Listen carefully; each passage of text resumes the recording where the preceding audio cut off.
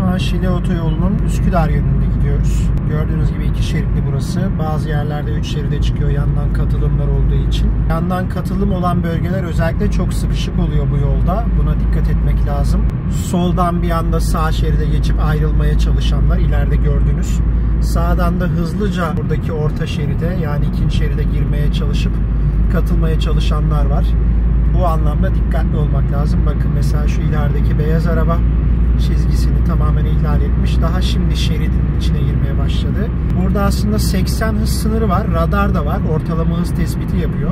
Ama ona rağmen gördüğünüz gibi yandan sol şeritten sürekli hızlı bir şekilde gitmeye çalışanlar var. Hadi ben onlara da razıyım. Bir de sol şeritten yavaş yavaş gidenler var. Bunlar trafiği ciddi anlamda zor duruma sokuyor arkadaşlar. Çünkü gördüğünüz gibi şu anda benim hızım 60 bandında. Ara sıra 70'e 80'e doğru çıkıyorum. Ama sağ şerit bu hız için yetiyor. Bazı yerlerde bu katılımlarda sağ şerit biraz sıkışıyor. Ama gördüğünüz gibi belli bir bölgeden sonra Ümraniye'yi de özellikle geçtikten sonra yol rahatladı.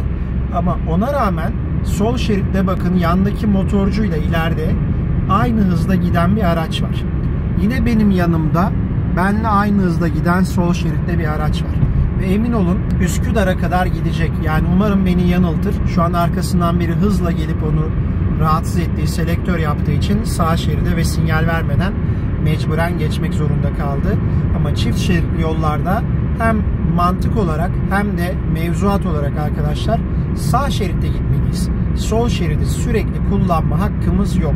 Sol şeridi sollama yaparken önümüzde bizden daha yavaş giden araçları geçmek için kullanırız ki onların da önünde boşluk varsa bunu kullanırız. Yani sonsuza kadar sol şeritte gitmemiz gereken bir trafik varsa ve gerçek anlamda ciddi bir acele durumumuz yoksa sol şeride arabayı alıp sürekli orada gitme şansımız yok arkadaşlar. Umarım faydalı bir bilgi verebilmişimdir. Özellikle gece sürüşlerinde sollama yapmaya, hız sınırlarına uymaya dikkat edin. Daha doğrusu sollama yapmamaya dikkat edin.